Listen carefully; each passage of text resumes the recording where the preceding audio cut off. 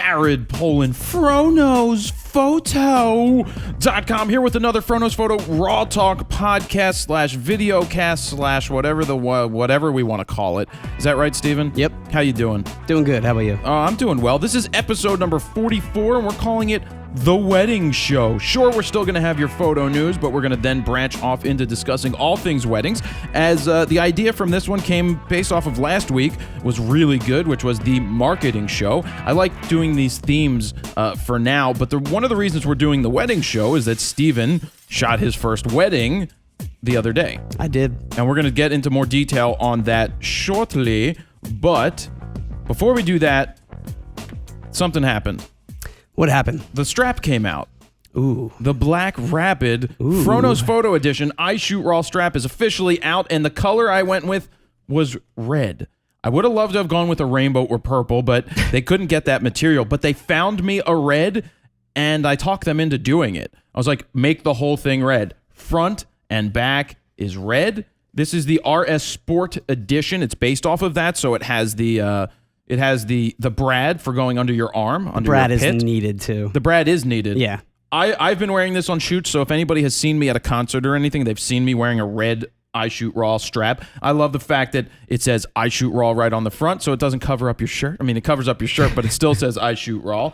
It still has the Black Rapid logo, but you will not find a red strap anywhere else from Black Rapid other than on my store.FroKnowsPhoto.com. So these are up for pre-sale currently. They are selling on sale for $69.95, and they will go up to $75 after the pre-sale's over. But it's going to include a bunch of goodies. You get 3 lens cloths when you place a pre-order with this order, and you'll get a $5 coupon to use on future orders. And what else am I giving? Free shipping in the United States. Now, if you're out of the country, if you're not in the U.S., shipping tends to be a little more expensive, and we honestly don't have control over that. The U.S. Postal Service sets the pricing, and then we have to pay more, or you guys have to pay more, because then whatever country it's going to, they have their pricing as well. So, unfortunately, we don't have control over the higher prices overseas, and also, if you live in a country that does import taxes, we don't have control over any of that either. So I hope you guys understand that. But we're able to do free shipping in the United States because it's in the United States. Yeah. We don't have to. We know that the price is going to be a certain point. It's just that overseas it could be $20 to ship. I mean, it is what it is. So if you would like it, by all means, it still comes with the goodies and all of that stuff. So I'm happy with the strap. I love this. Only place you can get it is a store.FroKnowsPhoto.com. So that's going to sit right here for the time being, Steven. Or maybe I'll just wear it. Why don't I wear it? Do it. Is that... How's that? It looks good. How's that? Does it look good? Wait, let me get my brad on so it doesn't fall. I bought a Black Rapid strap years ago, and I didn't have a brad at first, and it kept falling off all the time. And then I bought the brad, and it's totally needed. But it is needed. I usually rock the brad on the other side. I don't know how you do it backwards. But the last thing I wanted to say is I spin. You should go see the video where I spin with the D4 and 70 to 200 on.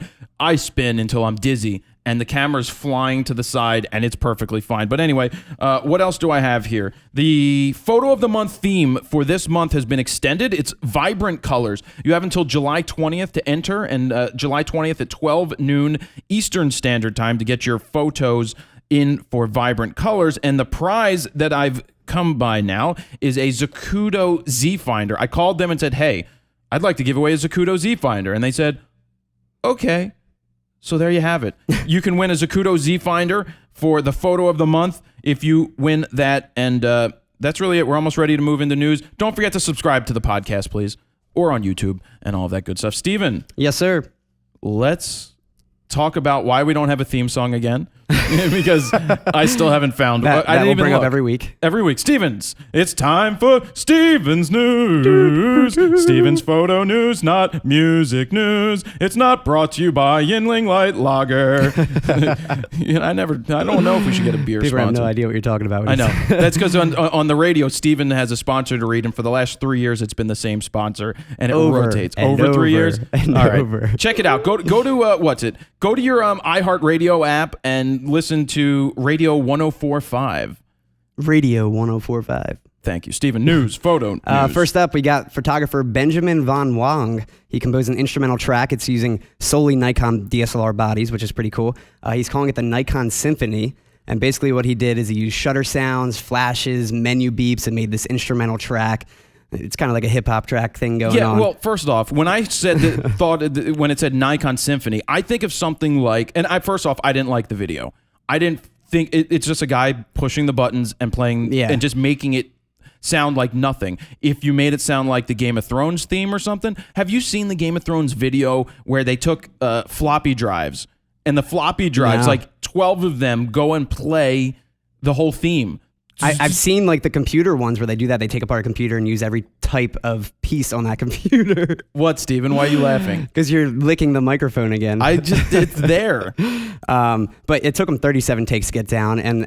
But what you're saying, like the production on it didn't look, to me at least, as good as it should have been with all the equipment they were using. They had a dolly track, the spider dolly, and all this kind of stuff. Yeah, I mean, that was my thing. Cinematic. Well, somebody sent it to me last week, and they're like, "This is awesome," and I'm like, "Why?" Because they're using a lot of equipment. I was like, if it sounded like a symphony, if you were playing Beethoven's Fifth, okay, do that. To me, that would have been cool. But whatever, they did it. It's spreading. I thought it was still pretty cool. All right, whatever. But yeah, they use the metronome to keep the beat like any other recording musician. Actually, we call that a click track when we're in the studio. It's called a metronome, technically. But I like the click track. Yo, hit that beat. Boop, give me that click track. But my posse's on Broadway. A funny thing was they slammed the D3 on the ground to use as a crash cymbal at the end. Which I don't know if you saw that one where they just smacked it on the ground. No, I didn't get that long. That is dumb. Because there's a behind-the-scenes video and the full video of them actually doing it. I'm not for breaking and they're gear. selling it as a ringtone and all that kind of stuff. Oh, they're selling it as a ringtone? They are, yeah. Okay, what is that, 99 cents? Some quiche off it. You know what? I don't know. I didn't know the price of it, but I'm going to put out some ringtones. I've always talked about it. Do the FroKnowsPhoto instrumental. Yeah, free. The song is free. Take that. Just go take the FroKnowsPhoto song and do whatever you want with it. Yeah. Next up, film fanboys. You'll love this, yourself included. Yeah. You'll be happy to hear that a new method for making... Wait. Meth? Method. All right, just checking. You can make meth, Steven? Is it blue? But a method for making a $30 3D printer is now online. It's pretty cool. 3D printed camera, A 3D printed camera is what I mean. But they're calling it the Open Reflex camera. It's created by Leo Marius. He's a recently graduated design student. And he posted the entire plans, the layout, the source files, everything you need, except the actual 3D printer. You'll need to buy that or rent it or something like that. MakerBot, man. I love MakerBot. Anybody who doesn't know... Is that a 3D printer? MakerBot is a 3D printer. They're the fashionable one. They're kind of like the Apple of MakerBot. Like the high end? Yeah, but the funny thing is at CES this year, Britt, who the guy's name is Brett Pierce, or I probably got it wrong, but the CEO and founder was sitting behind me on the bus. He was sitting behind me. What? You laughing that you licked the microphone, Steven? I'm laughing at myself that I licked the microphone. Right. Yeah. I didn't laugh. I was trying to make you laugh. It didn't work. So the CEO was behind me, and then we got off the bus, and I was like, "Hey, I really like what you're doing with your product." And he's like, "Have we met before?" And I'm like, "No, I don't think we've met before." He's like, "You look familiar." I'm like, I'm popular and all, but we got a giant fro. Yeah, it's I have a big fro, but easy to spot out. So anyway, they just signed like a $400 million deal.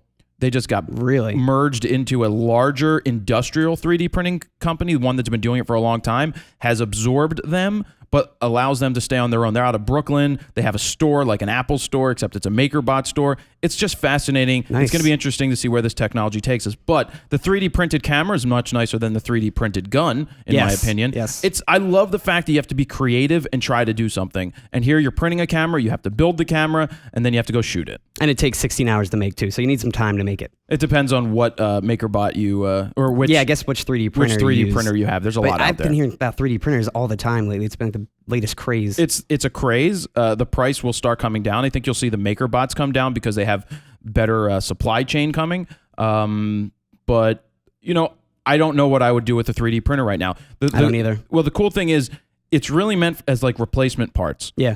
People that don't, you need something to stop the table from rocking, then you make a new screw. You can do that. And that's just the future. Is not all an open source market for this stuff. There will be an Amazon marketplace, or there may already be in the works, an Amazon marketplace to buy 3D schematics. Yeah. You'll one-time use it or you own it and you can reprint things, but you'll be able to do that. Like, say somebody like Dyson. I would think that Dyson, their vacuum company, say you need a part made, well, make it yourself. You can just make it yourself, or they can have it printed and sent to you. Like, I guess upload the file, you download the file, basically, and then you just upload it to the printer. That's where it's going. Next up, we have, speaking of film, a photographer purchased the entire last shipment of Velvia 50 8x10 film. Sheet film at Fujifilm North America for $161,000 that he paid up front. He ordered 12,000 sheets of 8x10 film, and he wanted enough film to last for the next 10 years, which I thought this would expire, but I guess it doesn't. Well, let's just take a look at expiring film and say what the problem was. The color used to shift. If you baked your film in your car, like you left it sit in your car, there was a possibility that it would have a magenta tinge to it, right? Mm-hmm. But does that matter anymore once you scan it and have the ability to just get rid of all of the color imperfections? Well, it just sounds like this kind of guy is an old school guy that wouldn't be scanning it. I don't know. I think you have to scan all of that stuff. I mean, 8x10 Velvia has to look fantastic when you're shooting it. Yeah, I've never used it or. What did it say? Who the quote came from Fuji? The quote came from the actual company that shipped it for him, which I don't have the name of it, but it was updated, the actual website that posted this, and they said that it was a confirmed quote. Oh, that's cool. I mean, it's pretty cool. It's a lot of money to be spending on. And upfront. Well, hopefully he makes a lot of money. Yeah, and I mean, breaking it down, it was 3 pallets worth of film, or sheet film, weighing 900 pounds total, 40 cases each, 120 He's going to keep it in a freezer, a walk-in freezer. Pretty much, you need to. And it took him, it was so big, it took 6 months to ship from Japan to New York. And just some other fun facts. If you lay it out end to end, the film would stretch nearly 2 miles. And the total area of film in the shipment is roughly 80,000 square feet, which will almost cover 1.5 football fields. That's insane. You mean 1.5 football fields? 1.5 football fields. 1.5. 1.5 of a football field. Hey, it's cool. You don't get any better quality than that. You don't find an 8x10 digital camera. They just don't exist. And if they do, they're would be so expensive. It would be not even, unless maybe for $161,000, he could have made a back, taken 4x5s, taken 2 4x5s and merged them together, right? Yeah. And then you could have had a 8x10 camera. I would just buy a couple Hassies and be good to go. Well, then you'd need like 6 of those. But I wonder if there's somebody, I don't know enough about large format I don't either, digital to know if they have a 4x5 back. I'm sure they do. It would be interesting. All right, cool. Next up, a new video surfaced showing how thieves in Russia steal tourist DSLR lenses has surfaced online. Who's gonna take your lenses, niet? And it's even when they have the camera actually strapped around their neck. How'd they do it? They're literally going up, and what they're doing is, I'll just break it down. The video shows that after spotting a photographer with a pricey camera lens around his neck, the thieves will approach him or her in a pack and surround the lens or the person. One of the thieves then shoves something in front of the photographer, kind of covering the camera on top of the camera. And then what will happen is a guy from next to him will come up, quickly unmount it, and hiding the camera and lens from view. But anyway. You'd feel the weight go. Yeah, but this is what happened. At the same time, the guy reaches around, grabs the other one, distracts him. And then what they all do is there's like 5 of them. They all just scatter. And then the photographer's like, someone stole my camera lens. And then he looks around and it's like, where did it go? Everyone's scattering. He was running after everyone, and then the thieves eventually stole it. But apparently this is a common thing at this part of Russia, which I don't have the exact location. But yeah, so this happens a lot. That's not good. The guy that actually posted the video that caught all the footage of the thieves actually doing it, which is really interesting video, he went back to that same spot a couple years later, and they did the same thing. Same guys tried years later or months? Years, because this video was filmed a few years ago, but he just posted it, I think, this past week. Okay. And by the time the photographer realizes that it's missing, it's just too late. It's too difficult to realize who stole the actual lens, and he's out, $2,000 probably. I got it. High-end lens. Unless he has insurance. Yeah, hopefully he does. And Nikon, moving on to them, they published a new video that gives an inside look at the design process at various Nikon products, from binoculars to DSLRs to all that kind of stuff. It goes behind the scenes, showcases the design room, initial sketches, 3D printing, designing the user interfaces, the packaging, the logo design, all that stuff. It's really interesting. It's about a 6-minute video, and they do so much stuff to get these cameras out there for you guys. So it's a really cool video. Definitely check this one out. I'd like to be involved in that process. Yeah, it looks really cool. And then speaking of Nikon, the president of Nikon, they stated in a recent interview that he wants to change the concept of cameras. This is a direct quote that he said. Rapid expansion of mobile devices is a change in business environment giving to us. Our task going forward is to find an answer to that change. He went on to say, we want to create a product that will change the concept of cameras. It could be a non-camera consumer product.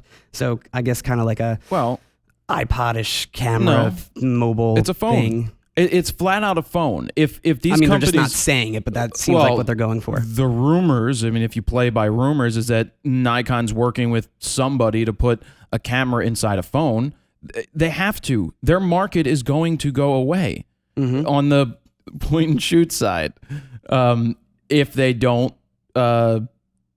advance, because you've got an iPhone. People may not want to carry multiple cameras around like that, so they're able to take pictures with the other thing. Yeah. Moving on. Yeah. Well, the problem was, you know what I had to talk about, but now I have to wait to talk about it. Yeah. Because I just did that. That what? You knew what.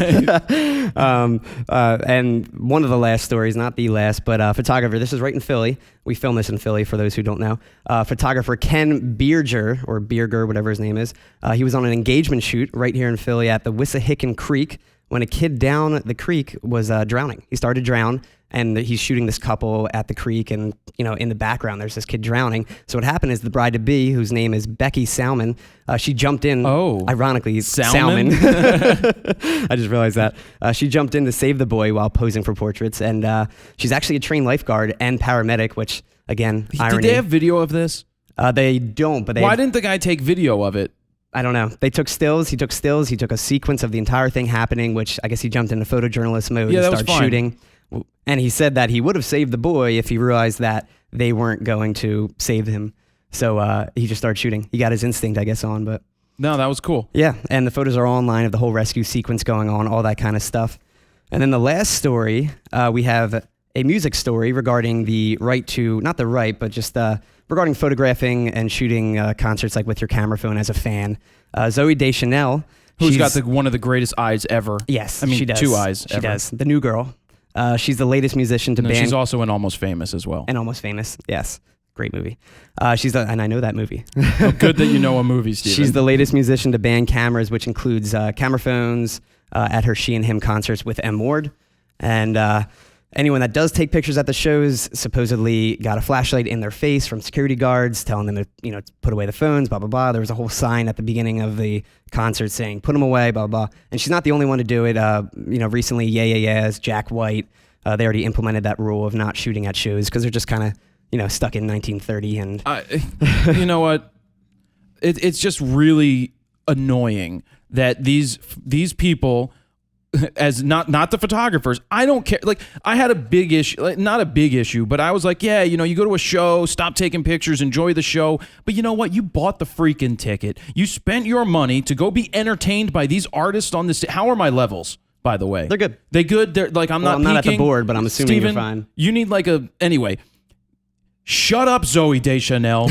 Shut up, M. Ward. Play the freaking music and make your money by performing, and don't worry about what people want to do in the stands. They're not killing anybody. They're not hurting anybody by taking pictures. If they want to remember it that way, then leave them alone. And I guess I have to change my ideas in my mind because I've ripped on people taking iPhones pictures, but they're in the pit. That's a different thing. Well, that's the thing. But yeah.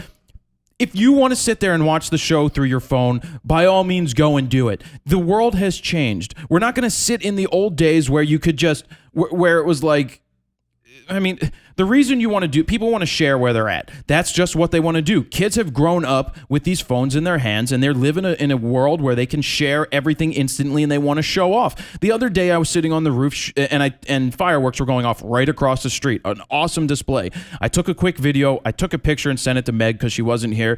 And then I sat back and I enjoyed watching the fireworks. That was my choice. I didn't need to have video of that. I wanted to enjoy it. At a recent concert at the Bruno Mars show, I sat next to Pierre Robert. What? You like Pierre? You have he's to like he's Pierre. fine. He's just Pierre is a little competition. That's is all. on the competition station. It's a different station than what Steven's on. But Pierre's been around for 30 years at a station, and he is the go-to music guy here. Everybody loves Pierre. Did you reset the time, by the way? Yeah, you're good. All right, thanks. And Pierre sat next to me for the show, and it was kind of cool. He ended up taking a couple of pictures, and then he tweeted them. And then we had a discussion at one of the breaks, or quieter times, and he's like, it's just like, I don't like when people do it, but you know what? Take a couple of pictures and then move on, and then put the camera away and enjoy the show. But my thing to these artists should be, okay, first song, a second song out. Whatever. Let people do whatever the hell they want. Second song out, go, hey, we're so-and-so. I'm Zooey Deschanel. Stare into my eyes. Blah, blah, blah. I'm M. Ward. I don't know who the hell you are. What, you looking at my levels? Yep. I haven't gotten that loud. Are they peaking? I don't think so. All right, good. This is what you do. You embrace it. You embrace what people are doing, and you freaking own it. Okay, guys, for this song, what we're going to do is make the lights the best we can make them for you. Get your cameras out. Let's take pictures. You know what? Hashtag them and share them with us, and let's see what we can come up with. Take some videos, but you know what? After this, just put your phone away if you want and try to enjoy the show. Let's all just enjoy the music. You got that whole song. Awesome. Now let's move on with the show. You get a lot more by doing that than by flashing by giving security guards the power to flash a light in your face. It used to be flash photography was... I'm ranting, Steven. I know you want to say something. It's all good. No, wait, I'm not done yet. Go on. It used to be that they didn't want... What was that beeping noise? I didn't hear it. Maybe it was just me. I don't know. There was... Did you hear it? No. Oh, maybe I'm just hearing It sounded things. like your phone, I think. Oh, my Vibrating? phone must have vibrated. Yeah. All right, good call. It used to be that flash photography was looked down upon at a show. Now you never hear anything about a flash going off because most of the people don't even have a flash on their cell phones. Yep. Right? So let people do it. Embrace it. Share it. Hey, everybody tweet this out with this hashtag. We'll give away something free. We'll pick one at the end of the show to come back and have a meet and greet. Oh my God. You're embracing it. You're not going to look like an asshole like Sandra Oh. Karen O. I was going to say Sandra O. Sandra O is the girl from Arliss, and she was first in I was thinking Arliss. Sandra D at first. No, Sandra O. No, that you know that movie. Yeah, Grease. No, Sandra O is the actress from that show with the hospital, Grey's Anatomy. Oh, okay. Yeah. Oh, that is my phone, and that was your phone. And that was my phone. So, yes, I can't stand Karen O, by the way, but that's it. If you embrace it and hashtag it and say post it and tweet it, people are going to watch it and they're going to be like, yeah, you're there. And then maybe we'll pick some of you to go hang out with after the show. Done. I will say, at least with Karen O and her situation with the AAS and how they banned it, at least with them... Wait a minute. Wait a minute. Ah, I'm Karen O. Ah, Karen O. My Angus, please stay. Maps. Was that her song? Yeah. Give me some more lyrics from Sandra O. I don't know Sandra No, O. give me some more lyrics from Karen O. I got nothing. What is it? Oh, do they do that song with Maps? No, what's that not the wait a minute one, but the girls. You know, where the guy in that movie Horrible Bosses is moving up in his chair. Oh, come on, what is this song, Steven? Give me the lyrics. I don't know. I heard girls and I thought of Beastie Boys. Google it real quick. All right, don't Google it No, real I'm not quick. gonna Google it But real I forget, it was just some, all right. Wait a minute. But at least with her... I'm Karen O. At least... Stop. At least with her... Okay. At least with her, they give the audience one song to shoot whatever they want. Video, pictures... I just said that. You did say that? No. I don't think you did say that. I said that's what they should do. Yeah, but that's what I'm saying. At least they do. Yeah. Jack White, on the other hand, I think you have to check in your phone before you even walk in. Like, he completely bans her from even entering So does Prince. the but show. Prince, Well, Prince has is earned Prince. it. But Jack White? Yeah, Who Jack gives White. a shit, Jack White, if somebody's taking your picture? Who cares, Yeah. buddy? Get out of the Stone Ages, my friend. All right, I take it back on Karen O just a little bit that they actually let you say, hey, take a picture during this and then put it away. At That's least they cool. give you a chance. Yeah. But that's it for Photo News. That is it for Steven, you have a new theme song for Photo News. Wait a minute, Steven's News. Steven's News. All right. Steven's News has been brought to you by allenscamera.com. Go to Allen's Camera. Check out the Nikon Coolpix line of cameras. I talked about the underwater one last week. I thought that was a good option for anybody with a kid. Like $200. It's an extreme camera, goes underwater. You can go surfing with it, swimming with it. They can take it in the bathtub. They can get a fun for photography because you don't have to worry about them breaking it. And then the other thing is the Nikon also has a Nikon Coolpix A, which is an APS-C size sensor in a point-and-shoot camera. A little expensive, $1,000, a little more than $1,000. But if that's something that you're looking for from Nikon, then check out allenscamera.com. You have your Coolpix at Allen's. And speaking of, it's time to move into the show, right? Yes. Oh, she and him. Flashlights in your face. Shut up and play the hits is what I wanted to say. Have you seen that film? I have. How amazing is that documentary? I really like the Foo Fighters and the Pearl Jam documentary and all that stuff. But yeah, that one was a great one too. Well, Shut Up and Play the Hits, for any of you who don't know, is highly recommended. Well, yeah. What are they called? What? What's the band name?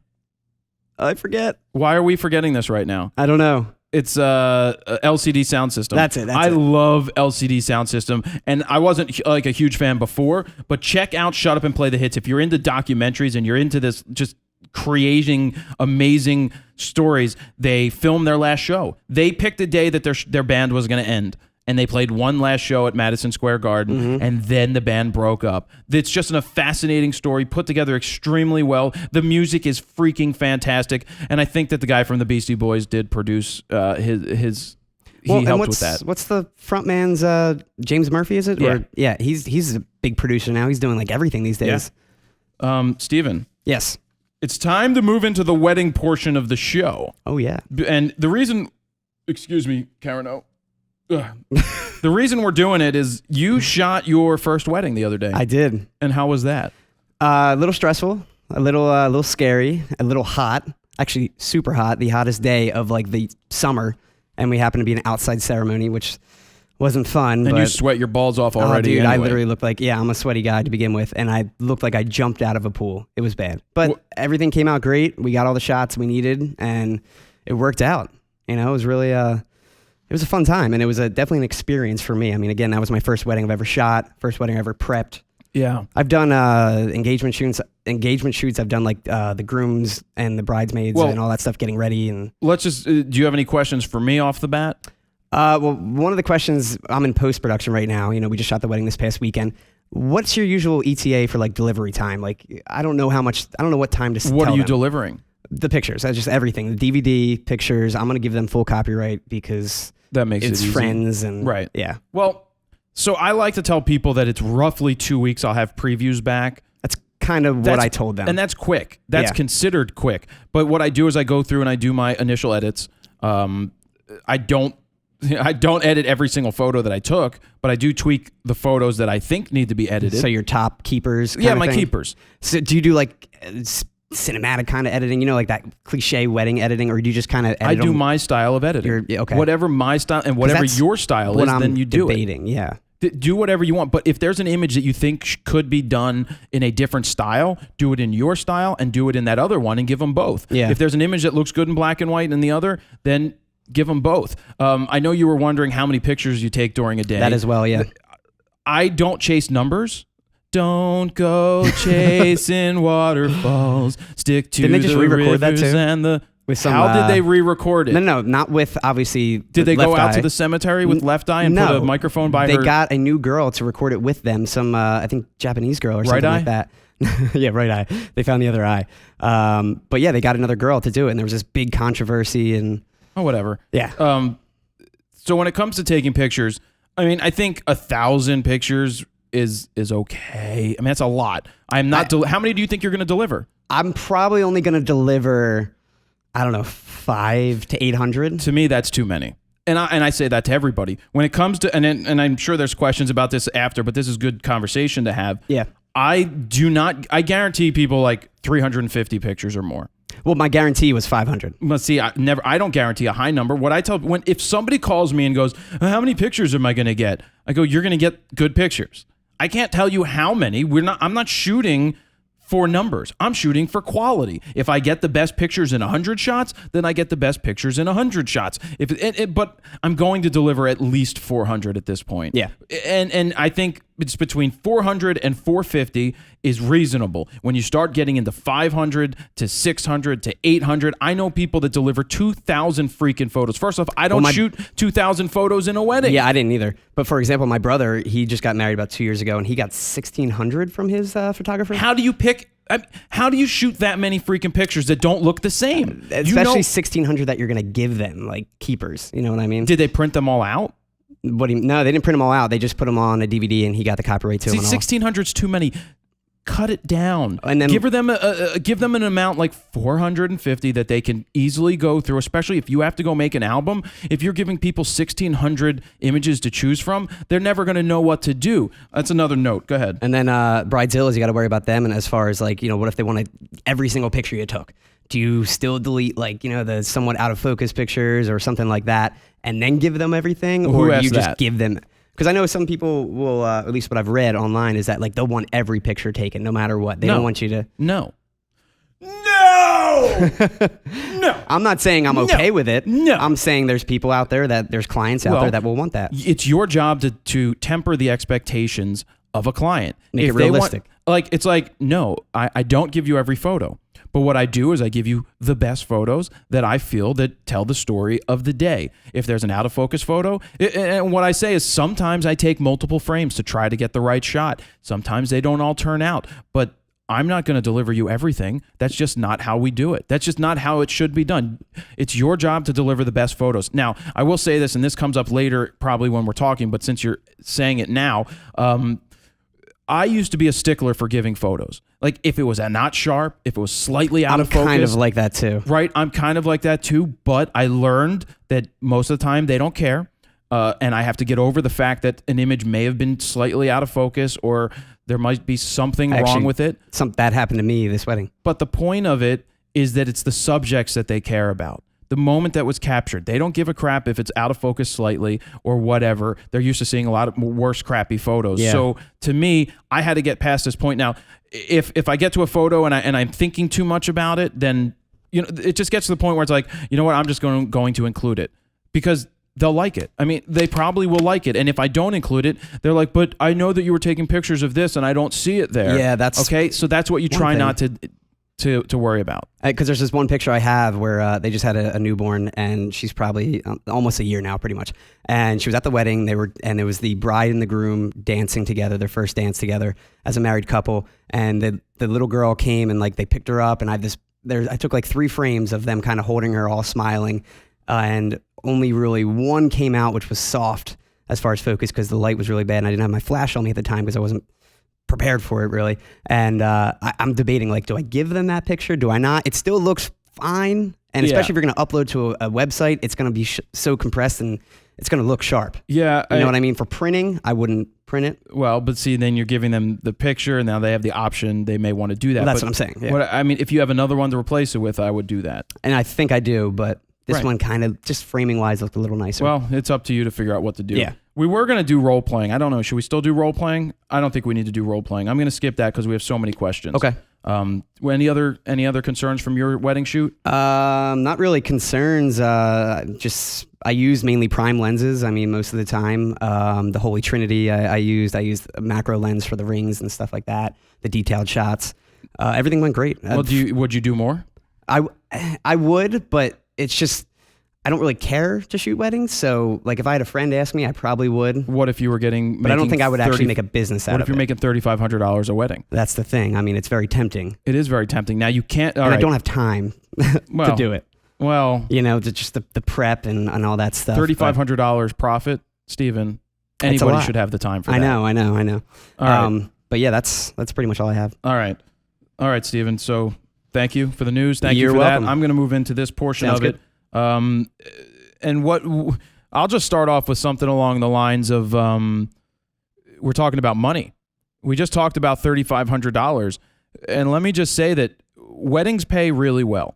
You can make a good amount of money on weddings, but if it just comes down to being all about the money, then you shouldn't be doing them because it's not all about money. When it becomes all about money, then you're not able to capture the images that you're looking for. Then you're just worrying about money, and then you're just overstepping. I'll get it, Steven. I'll turn it off. Here we go. Boom. Sorry for those of you on the internet, on the podcast. I just turned off Steven's camera because we got wires all over the place, and he would trip over it. So let's get into... I wrote down a whole bunch of things to talk about before I even get to your questions. Things to talk about. Pricing. Everybody always wants to know about pricing your weddings out. How do you do it? Is it a flat rate? Is it an hourly rate? Steven, what'd you do? You did a flat rate. I did a flat rate, and it was for friends, so I wouldn't charge this on a normal basis. There's another thing. Pricing online. Let me just write stuff down because I'm getting more ideas, which means that this is going to be a longer podcast again. When it comes to pricing, I am a fan of a flat rate. I think it sounds better to say, you get me for the entire day. That means when you're doing your makeup and hair, I'll be there if you would like me there, all the way to when the wedding is over. Usually I leave a wedding after the cake and garter are done, and I go around and and I ask, is there anything else that you need? And usually you can leave at that point because you've gotten so many images.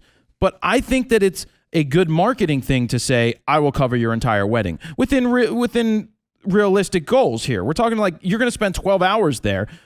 People are like, I'll give you 4 hours of a wedding shoot for X, and then every additional hour is this much. I just think you're creating too much trouble for yourself. And marketing wise, if a full day wedding package is 8 hours, do you really need to add another hour, 2 hours in price? Like, so you're there for 10 hours. Who cares? You're not going to go anywhere else for that day. You're not going to shoot another wedding. So to me, from a marketing standpoint, not to go back into the marketing hour, I like to say I'm there for the entire day. You need me, I'm there. I don't need to charge you extra to be there longer. So my whole thing with a wedding, if you're just starting out, you have to price yourself in a range that you think is acceptable. $1,000 to go shoot a wedding, and you're going to go ahead and deliver them proofs, which not a lot of people do anymore, a wedding album or two, and a bunch of enlargements. You're not leaving yourself with any money. $1,000 weddings, if you're going to do $1,000, just shoot it and deliver it. There's really not much else you should be doing at that point. I think a realistic point should be in the $2,000 to $2,250. Realistically, if you want to start giving an album, and then you may need a second shooter and what you're going to pay them. I'm going to talk about second shooters moving on. But pricing, you just have to figure out what is your time worth, what would you like to make for that day, and there is a lot of work going into it. I've priced myself higher for weddings. I started at, say, $3,500 to $4,000 just to start because I want that certain clientele. That is what I want to work with, and that is the type of money that I would like to make on a wedding. I'd rather do 12 or 15 of those a year than $35,000 weddings a year. You see that? You're doing less work, but you may be getting less of them, but you're making more on each. Plus you can focus on the quality more. You're not, there's a lot to think about when it comes to pricing your weddings. And that's really what I want to do. If somebody called me today and said, Jared, Saturday I'm getting married, I'll be like, I'll be there. Throw me a couple grand and I'll be happy to do it. Also, when it comes to pricing, let's see, pricing online. I just wrote that down. Nobody really asked about this for some reason. I would never post my pricing online. What was that, Steven? I don't know. Where'd that come from? I have headphones on, so I can't really hear outside of that, but it sounded like a door knock or something. I don't know. Maybe it was ice. When it comes to putting your pricing online, I would never do it. I do not put my pricing online, especially for weddings. I don't want people price shopping and not asking me questions. I want them to call or email me, and I won't even give pricing on email. If they email and go, hey, what's your price? I email them back and say, hey, when would be a good time to speak? Because I have to ask you some questions. When's your wedding? How large of a wedding is it? Where's it going to be? What are you looking for? What's your budget? One of the best questions ever is what's your budget? And if somebody pushes you on giving them your price first, which is what they should do in good sales tactmanship, when you're going to buy something, you don't really let your hands slip, but most people will tell you what their budget is. If I go, I do weddings around $3,500 to $4,000, and you give them that option. They're like, well, what does that include? And they're like, we only have $3,000 to spend. Well, now it's your choice to determine, do you want that $3,000 or not? Are you going to turn down $3,000, or are you going to go ahead and take that $3,000 and not make that extra $500? Because the alternative is you make 0 or you make 3. So I like when you get close. I like working with a client. If they've got a budget to stay in, I like saying, you know what? Normally my price would be $4,000, but since you only have $3,500, I'm going to give you the same thing I would have done for $4,000 just for $3,500 because I want to do your wedding. And really, it's just how you say things. It's being able to compromise, because don't worry about, but I may have somebody else come along that wants $4,000 that will pay me $4,000. Because what happens if you don't? Take the opportunities that are in front of you. Now, if you normally charge $4,000 and they say $2,000, you're going to have to make a decision. But all right, I don't want to talk too much about pricing. I want to get to some of this other stuff. How many photos should you shoot on average? We talked about this a little bit. I like to give around 400 to 450 keepers. We may shoot, if it's 2 photographers, around 2,000 images, maybe 1,500 or 1,750. You shouldn't be worrying about how many you're going to take. It should be about the quality you're going to take, because at a certain point, you just end up taking the same picture over and over again, and it's not necessary. All right, Adam Beatty a guy that I've met a couple times down south at South by Southwest. He's a really good guy. He does a lot of weddings, and he brought up some interesting points. Says, what do you do when a guest, asks you to take a picture with their camera? Steven, I'm drinking water. Drinking water. Did you have this happen at all? Did a guest ask you to take a picture? I did not have that happen. I mean, if they wanted me to take a picture, they just asked me to take the picture with my camera. And then, I had people ask, like, where can I get that? Can I find it? Blah, blah, blah. Is it going to be up soon? Is it going to be on Facebook? Blah, blah, blah. And I'm like, the bride and groom will get it, and you can talk to them. And that's my answer for everything. Yeah. The bride and groom will have it. Now, this is a great point. If a guest asks me to take a picture with their camera, if it's like during dinner and I'm not shooting something myself and something isn't going to happen, sure, I'll just maybe grab their camera and take a quick picture. But primarily 99% of the time, no, I'm sorry, I'm here to do a job. And you got to say it in the right way, but I'll shoot it with my camera and you can get the picture from them. Especially if somebody's coming up to me with an iPhone or something, I'll be like, I'll shoot it with my camera. You'll get the files from them. They'll be much better. You'll be happier with the image. So I don't shoot the pictures if they ask me for the most part. Yeah. All right. Do a walk around. Yes. Adam also says do a walk around a few weeks before the wedding, or at the very least check out. And I say check out the photos online if you have the time. It is smart to go out to the location or talk to the manager of a location to know how the day is going to run. You want to be prepared for the day. You want to know what the lighting looks like at 12 noon. You want to know what the lighting looks like at 3, 6, and 8. Or wherever it's going to be. You want to know where the good shooting parts, where you should get these photos taken. Also, if you can't get out there, look on their website. Look for other weddings that were done there and just get an idea of what it looks like. Steven, did you do this? I did. I prepped for the wedding, and we actually, it was at a golf, like a country club kind of thing. So there was a golf course behind it, and we actually took golf carts out to find a nice location for all the formal pictures. And the thing that sucked is that we found a bunch of good spots, and then day of the wedding, well, there happened to be golfers everywhere on the spots that we were at, so we had to actually change locations last minute. Yeah, and well, that's it what worked. You have to roll with it. Yeah. You have to be able to go, okay, this isn't going to work. Let's go work over here. And just to go on, a couple things I was concerned about when I did a walkthrough of the actual building was that one of the reception areas had black ceilings, the other one had white ceilings, so I couldn't bounce the flash in the other one, but I could in the other one. So just like little things like that you have to keep in mind. And also, you can't flip out if something isn't working right. Yep. You don't want to put your stress on the bride and groom ever. Make sure you have the bride and groom give you a list of shots that are must-haves. Make sure they do this. Make sure that you get a list from them, because a lot of times they go, but you didn't get a photo of my grandmother, or you didn't get a photo of my favorite friend or aunt. It's like, well, first off, I don't know who these people are, so I need a list of what you would like. You know what they want. You know they want the bouquet, the garter, the first dance, the kiss, the normal stuff. But you want them to put it in writing so you have a list to go from. That is really important. But also at the wedding, you want to make sure somebody is telling you who is who. Because if you don't know Uncle Bob from Grandpa Bob. So you don't know who's important and who's not. You can kind of get that from the family photos you're taking, but you need somebody to direct you on who is important to get the photos of. So that's what I wrote down. Party shots. Party shots generally do not get used, but you want to have your camera ready. By the time you get to the party, either people are really drunk, or you just know that the most important shots from a wedding day are the formals, the kisses, the dances, and things like that. The partying with people just dancing around the floor, they're just wasted shots. They're never going to get put in an album. They're just there. They're kind of funny. You can shoot those because you're not really wasting film, but a lot of times I stand by the floor and I'm not shooting pictures. I may look like I'm shooting pictures. I'm not outside smoking a cigarette. One, I don't smoke cigarettes. I don't smoke anyway. And two, I'm not out at the bar having a drink and just talking and my camera's left inside. Because what if something does happen? But it's all about perception at the wedding. You want to be seen, and you want it to seem like you are doing a fantastic job. There are so many times where I'm done a wedding and people go, you were everywhere. Every time I looked, you were there doing something else. You must have gotten amazing stuff. You did a fantastic job. They haven't seen my work yet, but they feel like I've done a fantastic job. That's awesome. How are we doing time-wise, Steven, on the camera? We are good. We got about 10 minutes. So that is something to keep in mind. I don't remember what I was saying.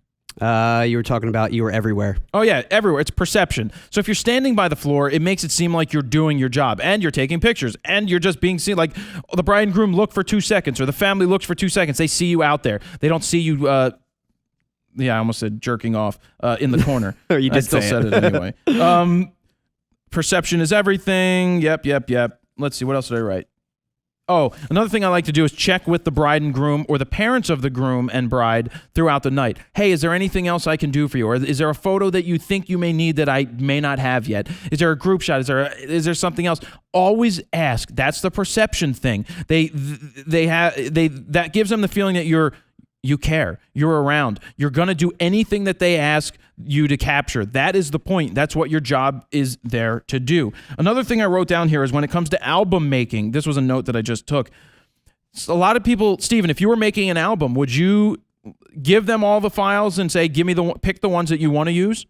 I honestly don't know because I've never really made an album. So I don't know what I do? Where to go to get it. I mean, they wanted actually one kind of made, but I still got to think about that. So no, you're not going to make that unless you charge them at least $500 on top of the cost of making the book. It's going to be extra. It's not in the actual plan that we originally made up. Well, it shouldn't be $200. I mean, the book's going to cost you a couple $100. Exactly. But anyway, when it comes to putting together an album, I put together the first run of the album. I pick the photos that go into it. I have a very good understanding after the wedding of what was important and what photos should fit and where they should fit. If you hand somebody 500 pictures and you say, oh, give me the best ones that you want in an album, you have to then try to make that work. So what I like to do is do the first run myself, give them that. They're not stuck with it. Give them the first run, sit down with them, and they go, you know what? These are great. You did a great job, but let's use this photo instead of this one. Let's use this family shot instead of this one. And please put this friend in. They're really important to me. So now you only have 5 or 6 changes to make. It makes it much easier on them, and it's much easier on you.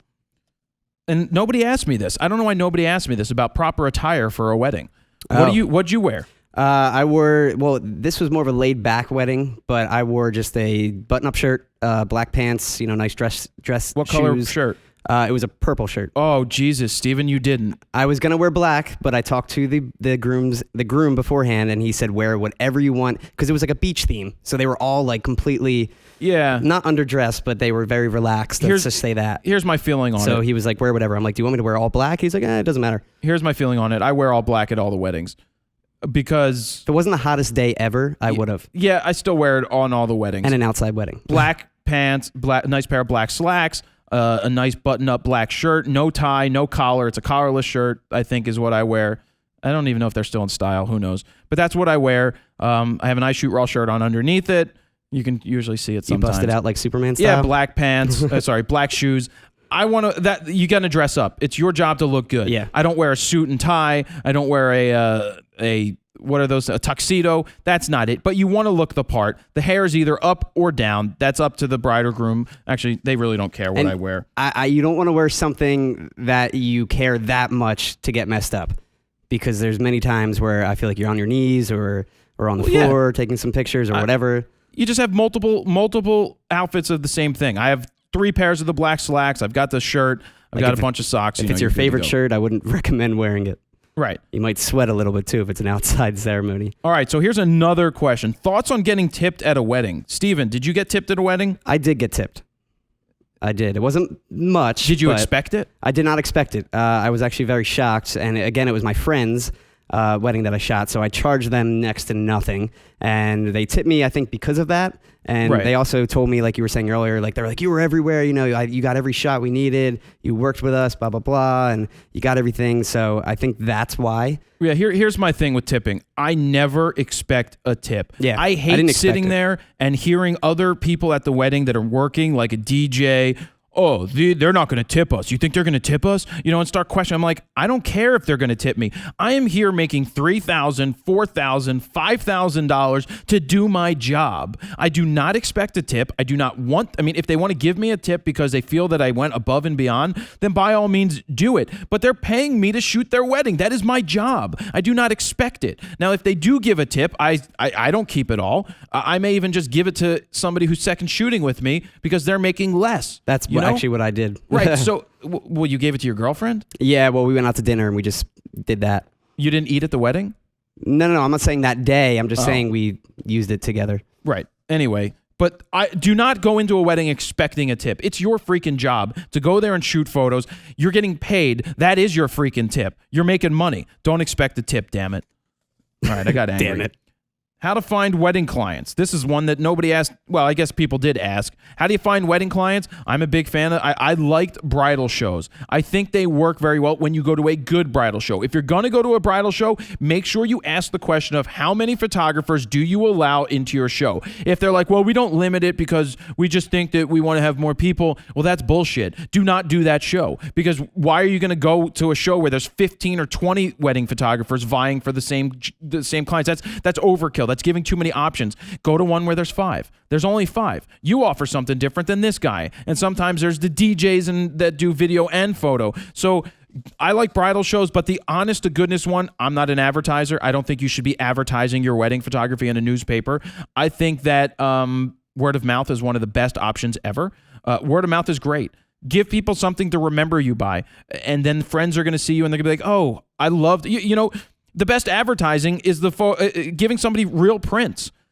That's important, and giving the people the ability to put them online. Another thing that happens in this day and age is you're on Facebook and somebody changes their status from single or from dating or in a relationship to engaged. Oh, hello, targeted marketing.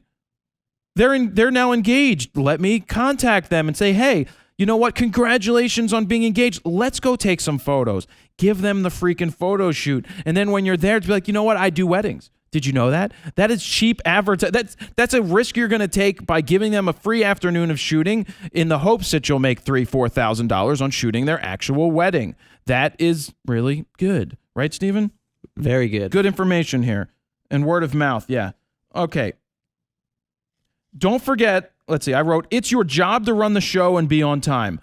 It is your job to run the show. You spend more time with the bride and groom, usually with the bride, more than anybody else throughout the day. It is your job to keep everybody on time. If things are taking too long, like makeup's taking too long, you don't sit there and tap your foot and go, let's go, let's go, let's go. You just say, what time is the limo picking you up? What time do you need to be there? What time are these photos happening? Or not what time the photos happening. Just be like, don't forget you wanted to get this certain shot, so we need just a little bit of time to make that happen. No rush, but just letting you know. Because a lot of times they forget. And most weddings you do aren't going to have that party planner person running around. Plus, they don't care about you. They care about the flowers. Your job is to keep them on time. I do not want anybody to be late because of something that I did or I took too long. I don't think I've done a wedding where the photography has held up anything. It's more so that the bride isn't ready or the groom isn't ready or the limo is late.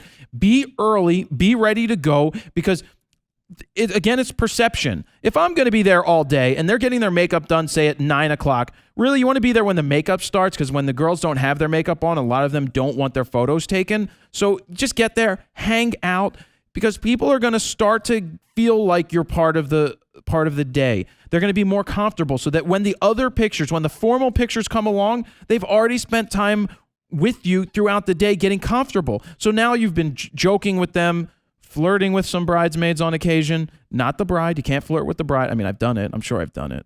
I've probably flirted with a bride or two. But Meg, don't listen. Earmuffs. I don't think she'll be listening. She'll be in France this week when this is coming out. Paris, France. Not with me, though. With her family. With another guy? Another guy? No, not this time around. Not yet. Yeah, so get there. Start taking those photos.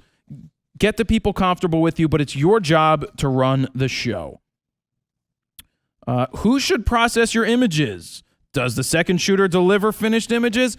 When it's my wedding, I process the images how I want to process them. I have the second shooter give them to me. I don't have them edit them. I don't have them delete bad ones. I want to make all the decisions. If I'm shooting for somebody else, though I love editing my own photos, if I am just shooting and getting paid to shoot, I give them my photos and let them do what they need to do. Why would I need to spend the time editing them when they're going to do it for themselves? If they don't like my edits, they don't like my edits. Then they're going to do it their own way. I don't really care at that point, because it was a paid shoot.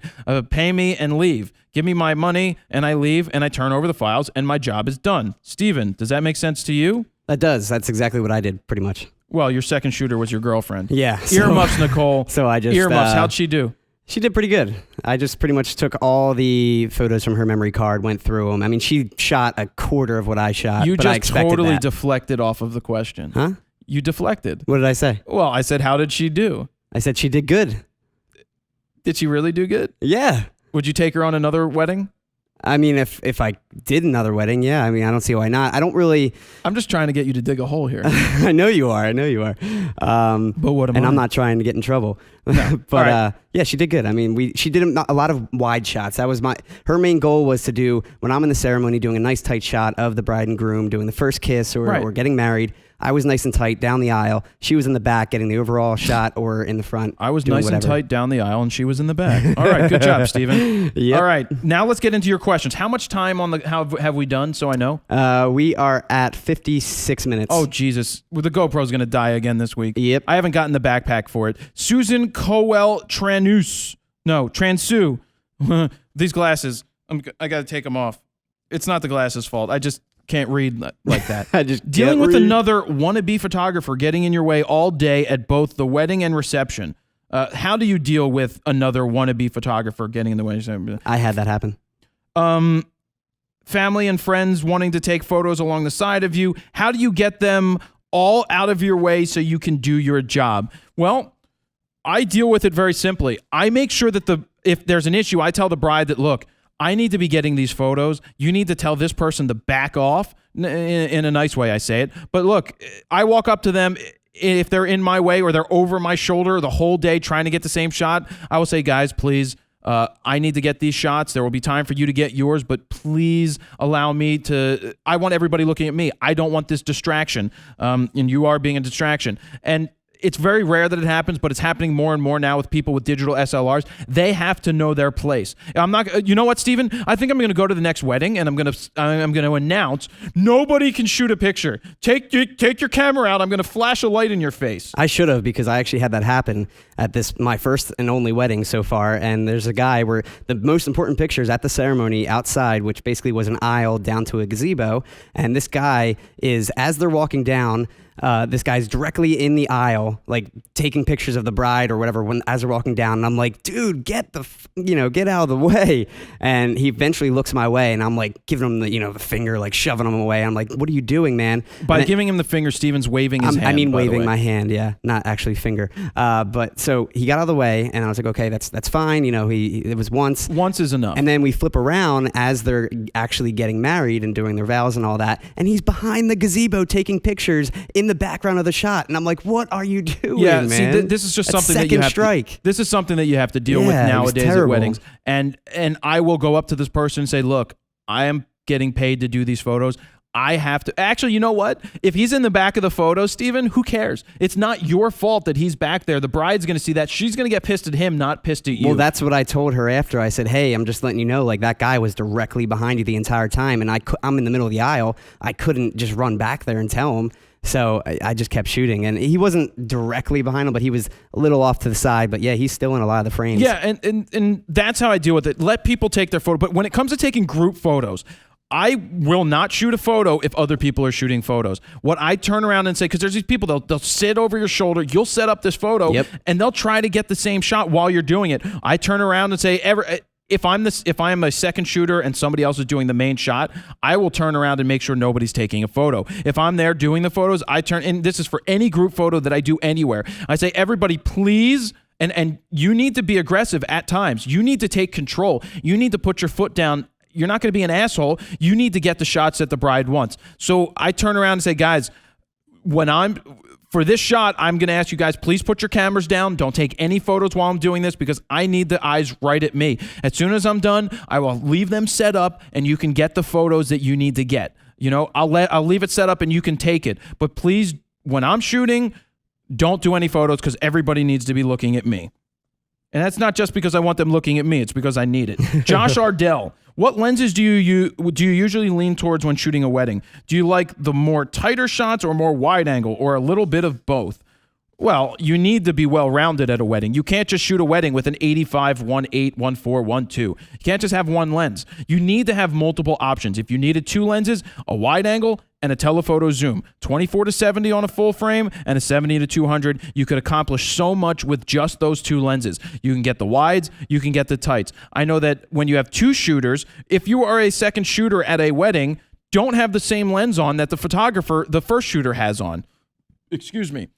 Because you're going to get the same shot. Don't stand next to them. Don't get the same shot that they're going to get. Try to do something opposite of them, but be cognizant of where they're standing. If they're shooting on the opposite side of the dance floor and they're pointing the camera right at you, guess what? You're in the background. So a lot of times I like to be on the same side as the other person who's shooting. If they have a wide angle on, then I have the 70-200 on. If they have a 70-200 on, I'm going to have a wider angle because I want to capture the scene 2 different ways with 2 different lenses, not the same stuff over and over again. So that's my answer. Brandon Feige, Fiege. How much experience as a photographer should you have before starting to shoot weddings? I.e., how many weddings prior to offering your photographic services to be paid? Shoot for a studio to learn on their dime. Oh, I'm reading my own answer again. Shoot for a studio. But look, if you need to ask me the question of how much experience do you need to have to shoot a wedding, then you're not ready to shoot a wedding. If you're confident in your work and you're ready to do it, then take on that task. Sure, I think it's better if you can learn on somebody else's dime. If you can be a second or third shooter for somebody else and you're able to get paid to go shoot, you're going to learn so much from these guys that it's well worth just getting paid $120. What's a good second shooter rate? If you're just new and you're starting out, somebody may offer you $100, $125. I used to pay no less than like $250. Sometimes it's $500 depending on who I'm shooting with. Because when I'm shooting, I don't like to consider it first and second shooter. I don't like it to sound like the second shooter is subpar. Because many of the times, in theory, I would be considered the second shooter because I'm not doing the setup group shots. That is not my forte. I know my strong point. So if Richie is doing a wedding with me, Richie's setting up the group shot and I'm capturing candids. Sometimes Richie feels like he's doing a lot more work than I am doing a wedding because he is. Because it's my wedding, you know. I hired him. Richie, go do some shooting. But no, we have different styles, and that's what works very well when you're shooting a wedding, when you have both styles. If you're ready to shoot, then by all means go for it. Start doing it. Be confident. But if you're not ready for it, don't do it. Mike Nye, NEI. How do you gauge whether or not to bring a second shooter? Do you base it on budget and size, and or do you just do it regardless? Or never do it at all? I will most likely 99% of the time never shoot a wedding without a second shooter. I tell clients that, look, it's not that much more to have a second shooter. Actually, I don't even tell them that it's more or less to have a second shooter. I just tell them I shoot with 2 photographers. I include that. I'm including 2 photographers, full day of shooting. I'm going to deliver you a disc of all of the images, and that's just included in my price. And that just makes him feel good. I go, look, here's the reason why I have a second shooter. It allows us to capture a scene that's going on in 2 different styles. We're going to be able to get that kiss as a wide angle and as a tight shot. We're going to be able to get that reveal shot that when the bride comes out for the first time, we get a picture of her smiling and we get a picture of the groom crying and trying to run away. So that's what 2 photographers allow you to do. It's not just for backup in case something happens. It's for having those 2 different angles. Mark, how does he say this? I get his name wrong last time. And by the way, my name is pronounced Haslar. Okay. He even wrote it in. Marek Haslar. He says, today I've had a phone call about my first wedding to shoot, and I've been thinking about asking you one question. Okay. I've seen tons of videos about wedding posing and tips, etc., but I still want to know what to keep in mind for a first wedding shoot. What to definitely avoid and what to definitely accomplish. Well, go study go to other wedding photographers' websites. This is the best thing that you can do. See what other people are doing. See what type of pose shots they take. Go to Get a Wedding magazine. Go to theknot.com and find all of the different wedding photographers out there and search their portfolios. Everything is out there for you to do today to study. You really don't need to know that much in order to go and see what is hot and what is not. Did you ever go on that website? No. As a kid, it wasn't there for you. Hot or Not was awesome. Hot or Not. Yeah, I did go on that one. Back in the day, Hot or Not was cool. I thought you were talking about The Knot or whatever you were saying. No, I said Hot or Not. Oh, I thought you said The Knot. Yeah, I did say The Knot. But so when it comes to, I can't just tell you exactly what to do. I think the best way to do is go look at photos, but study other people's work. There's so much out there that you can see what you like and what you don't like. Joe LaForge, what expectations do you have for a second shooter? Are they a part assistant, part picture taker, only shooting at certain times, only certain types of shots, etc.? And this is where I started to say I don't believe that a second shooter is lesser than the so-called first, but you work together. We are shooters, we work together, and that's what it's about. But I don't expect the second shooter to be an assistant. Their job is not to be there to carry my bag. But when I was doing a second shoot with Adam one day, I was the second shooter, he was the first. If I need to move the light around, I'm going to move the light for him. I'm going to help him out where necessary. But my job primarily is still to get the first shoot, and then I guess help the first shooter or to get the shots, and then help the first shooter if needed. Sometimes I'll bring out a third guy, like a Gizzy, and give him $100 for the day, or a Sam Green or something, or a Steven Sutter to help, to carry the bags, to remind us of certain things, and also to give them a break, to give them the idea, to give them a look inside what it takes to be a wedding photographer, because somebody needs a break out there. Not everybody's going to start out. And you know what I do sometimes during the day, Steven? I will hand them the camera. If it's not in a majorly important time, it's just like the party, I'd be like, here, go shoot some. Or I'll give them an extra camera and say, when you're just standing here, take some extra shots. Why not? You have nothing to lose. It gives them some education, and it gets them to be more comfortable when they're shooting a wedding. Yeah. So, yeah, part-time, they're photo takers. But you know what? On the assistant thing, yeah, they're supposed to help out every once in a while. What's up with my levels? Okay. We still have a lot more to do here. I hope you guys are enjoying this. What else could we do? Oh, yeah. I'll just quick plug for myself. The FroKnowsPhoto Beginner Guide. Don't forget to check that out if you are a beginner photographer looking to get out of auto and figure out what the exposure triangle is and get better with your composition and everything. Check out FroKnowsPhoto.com/store. That's where you can find the 3-hour video guide. I know a lot of you people already have it, but for the people that may not know that I offer it, it is there. Check it out at FroKnowsPhoto.com/guide. Danny Hero, what do you do if the bride is adamant on photos being done a certain way, and you know that they won't turn out to the quality you want? And is it good to scope out the area they are getting married in so you have an idea? We talked about that. So basically, You are the final say. I mean, they are the final say because they're paying you, but you should not just do something if it's not going to work out. If there's a dumpster in the background, and that's where they want the photo, and you're like, but there's a dumpster in the background. They're like, oh, we love it, we don't care. Then you can shoot it. At times, sometimes it's better to just do a shot, take it, get it out of the way that they want, that they thought they want, and give them what you know that they need. But don't take too much time up trying to do what they wanted to accomplish if you know it's not feasible. Just appease them and do it in a certain way just so you get it, but let them know that, yeah, I'll try. Just let me, this may be a little difficult for this reason, but let's try and get it, and we'll see how it turns out, but I just wanted to let you know.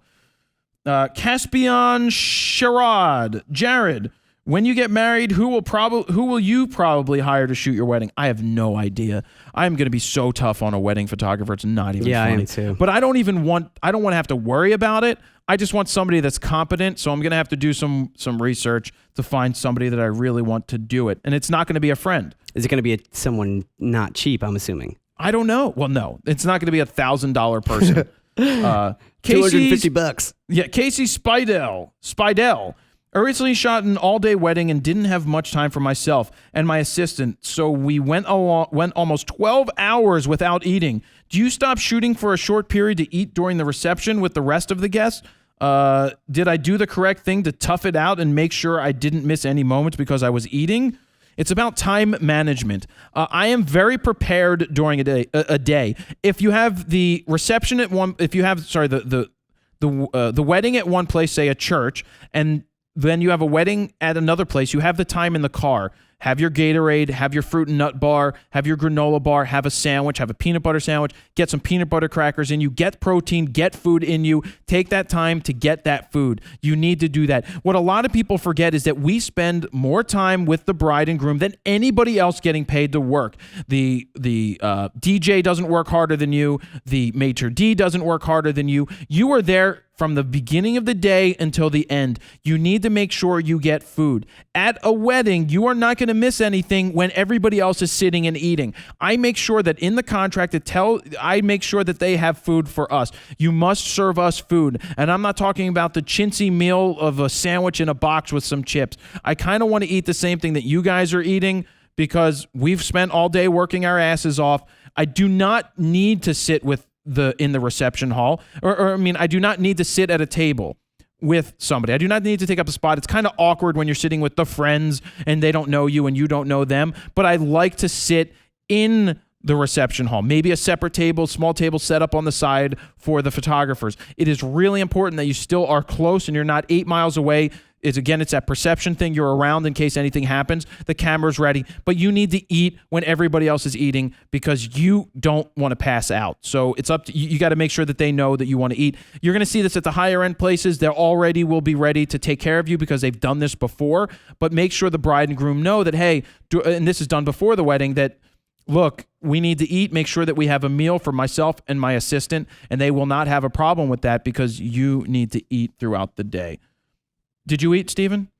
I did, but I didn't eat until later on in the reception, probably around 7 o'clock. So, I went hours and hours without eating, but I did have a couple of granola bars in between and stuff. Yeah, you need to have sandwiches and everything ready. You need to have quick food and protein that you can grab. You have to be prepared not to eat, but drink a lot of water. Yeah, and their schedule was really tight, so there wasn't much time to sit down until that last minute reception time. Right. Christian Gratz. What I wanted to know is if you shoot wedding, do you use a flash or do you shoot without flash at all? Also, what I ask myself all the time is, how do you know where you can stand and go during a ceremony without disturbing it, but still get the best images? First off, flash is a necessity at a wedding. One, it can be used for fill flash outside for the portraits. It needs to be used for the family shots in the church. So I use both. A lot of the times I rely on the first person that's shooting to do all of the flash type of work while I'm capturing the candids. That's just how I run a day. But I do have a flash for shooting during the reception. A lot of people use an off-camera flash up on a high stand, usually like a Q flash through an umbrella or through a softbox, or just popping bare bulb out onto the floor and triggering it wirelessly. You can't trigger it optically because somebody else's flash is going to trigger off your flash. So that's something to keep in mind. How do you know where to go not to get in somebody's way? Your job, first and foremost, is to get the shot. Don't worry about getting in somebody's way because the bride and groom want you to get the photos. That's why they hired you. If somebody else is in your way, you ask them to move. But just do it realistically. Do not have your face behind the bride and groom when they're about to kiss. Do not be in a sight line where the video guy is always going to capture you, but also work with the video person, if there is one, to get the photos, to work together so you can get the photos. But you need to know where you can. It's just a feel. Am I in the way here? Should I walk in front of the first pew? No, not really. Shoot from the side. Shoot from the middle of the aisle. Crouch down a little bit so other people can see. But get the shots that you need to get. That is first and foremost the most important. Mike Jansen. I know some photographers that will take props with them on a wedding shoot. Things like an old bicycle, blankets, and whatnot. Do you think this is part of the job, or is it an extra service? Look, if it's your thing, if that's your style, if that's what you're known for is bringing props, then by all means stick with it. Go for it. I don't charge extra for things that you should be doing. If that's what you feel you want to do and the bride and groom are into it, then go for it. If they're not into something, don't force them to do it. The whole bicycle thing, that's interesting if they've got the time to do it, maybe a tandem bike and they do it, but that if that's your thing and that's what makes your images unique, then go for it. I'm not going to tell you not to do that. William Billy Rayhume. How do you deal with all the guests with DSLRs? I try to ignore them, and if they're getting in my way, I just tell them to get out of the way. I try to do it nicely. A lot of people ask questions, but I'm not there to teach. I am not there to tell you how to use your digital SLR. If there's time, I may say a few words or not, or say, hey, check out my website later. But my focus is on shooting. It's not on making sure that this guy with his digital or girl with his digital SLR is happy. That's not my thing to worry about. If they ask a question, I answer it nicely, but I try to say, look, I got to focus here. I've got this wedding going on. Stay out of my damn way. I don't really say that. Guy Baltrusic. Hey, Jared, you have mentioned being somewhat of an introvert in the past. How do you manage to overcome that so you could be more social? And did the need to shoot weddings to make your photography pay off have anything to do with that? Yeah, I'm an introvert, but I can flip a switch and put on a show if I need to put on a show. It's like Meg doesn't understand this, Steven. I was showing Meg, probably shouldn't have shown her these videos from CES and all the times where I'm flirting with all the booth girls, but she thinks I'm some like studly man, that I'm always hitting on somebody and I'm flirting. I do flirt a lot, but I'm a flirtatious guy. To me, that's kind of like the flirtation and the over-the-top stuff is kind of like a crutch. It's one of those deflection things that if you're so over the top or something that it hides the fact that you're actually shy. I mean, I don't even think you think that I'm shy, but I do have a shy way about myself. But I'm able to flick a switch, and if I need to be the center of the party, I'm going to be the center of the party. And you have to do it. You suck it up and you deal with it. If you know that you're an introvert, just get out of your body. Try something different. Just do the exact opposite of what you normally do. It's a wedding. Have fun. If I need to dance, I'm going to dance. I will dance on a wedding. Matthew Wakeman. I'm looking into wedding photography as an amateur, currently being a student and all that. I called some professionals about working with them for free, sending them and the married couple all photos I take for free, but so far I've not had any positive responses. I simply can't find work. How does one go about finding work in this area as an amateur? I want this mostly for the experience rather than the future career prospects.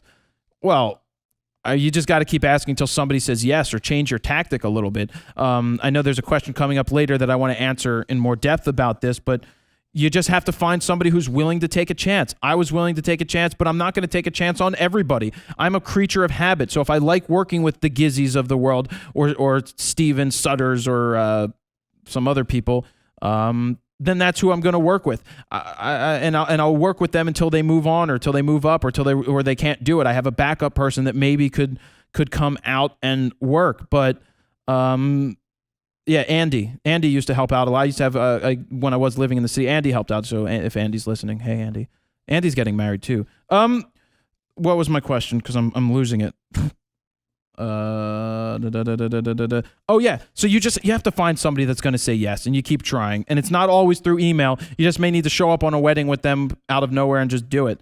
I don't really recommend doing that. Steve Gascoigne, how would you recommend getting into wedding photography as a second photographer so there is less pressure to get the must-have photos, or just go for it all on your own and hope you don't screw it up? Keep up the great work. Thanks. Look, if you're not ready to shoot a wedding on your own, then don't shoot a wedding on your own. Go and second shoot and learn quite a bit from that. You can do that. Again, you just have to find somebody who's willing to have you. Michael Harrod Photography. Something else worth mentioning. He's got a tip here more than a question. From some of the questions I'm seeing here with the last sentence mentioning them shooting a wedding in a week or so, be honest with the couple with your ability and experience. And if you don't know your gear and settings inside and out, be honest and upfront. Hell no, actually. I'm not going to tell the bride or groom that I'm not comfortable with my work or with my cameras. It's good to be honest and upfront. Hey, I've been shooting for quite a while. I have confidence in my settings. I just never shot a wedding before. I'm looking for somebody to give me a break and do it. I'll give you a break on the price. You've just tempered their expectations, but don't tell them that you're not comfortable with your settings. This is someone's wedding and there's no do-overs here. Also shoot for the album. Don't just shoot everything that moves. You want to build a cohesive story, and stories need to show the setting, the character. Yeah, build a cohesive. What he's saying is make sure you get the empty shots of the ballroom, empty shots of the church, filler shots that can be used to help tell a cohesive story from start to finish. Sten Nyson, what questions should I be asking potential wedding photographers for my wedding? Well, that's a great question. It is your job to educate the client on what they should be looking for. I do this when I sit on when I would go meet with somebody. They would be like, I don't know what to ask. I'm like, you know what? If I'm the first person you're meeting with, or if you already met with a couple of people, you should ask questions like, do you have insurance? Do you have backup gear? How many weddings have you shot? Can I see the last couple weddings that you've shot and all of the proofs and not just the best of the best, please? I want to see what I'm going to be getting. Do they shoot RAW? You may not understand what that means, but I would like to know if they do shoot RAW. Do you have backup cameras? Did I already say that? You weren't listening. Steven, pay attention. I'm just watching your levels, making sure you're not screaming. No, you're not. I wasn't yelling. But yeah, it's a great thing to educate the client on what they should be asking, because it makes you look like the person they should go with. Oh, ask the other photographer if they do this. Do they do this? Are they there all day? Do they charge you more if they have to stay an extra hour? Or are they going to be there shooting the hair being done? Stuff like that. Raul Sanchez. How were my levels on that, Steven?